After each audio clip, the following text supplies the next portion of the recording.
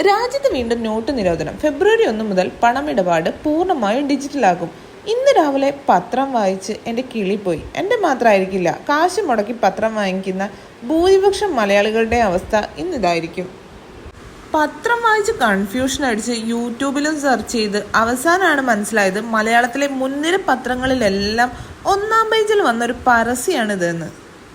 Not നിരോധനം, robo revenue മന്ത്രി, ഭൂഗോളാന്തര tournament, ആഴക്കടൽ ആൾവാസം, ഇതൊക്കെയാണ് ഇന്നത്തെ കിളി പറത്തിയ വാർത്തകൾ. നോട്ട് നിരോധനത്തെക്കുറിച്ച് ഇതിനോടകം തന്നെ ഞാനും എൻ്റെ ഫാമിലിയും വൻ ചർച്ചകളൊക്കെ നടത്തിയിട്ടോ. സംഗതി ജെയിൻ യൂണിവേഴ്സിറ്റീൻ്റെ പരസ്യമാണെങ്കിലും സാധാരണ പരസ്യങ്ങൾ പോലെ അല്ലാതെ പത്രവാർത്ത പോലെ തന്നെ വ്യക്തമായി വായനക്കാരനെ തെറ്റിദ്ധരിപ്പിക്കുന്ന രീതിയിൽ കൊടുത്ത ഈ ഒരു വാർത്ത വായിച്ച് നിങ്ങൾക്ക് എന്താ തോന്നിയത്? സത്യം ഏതാണ്, പരസ്യം ഏതാണെന്ന് നോക്കി പത്രം വായിക്കേണ്ട അവസ്ഥയാണ്. വീഡിയോ ഇഷ്ടപ്പെട്ട ലൈക്ക് ചെയ്യാനും കമൻറ്റ് ചെയ്യാനും മറക്കണ്ട.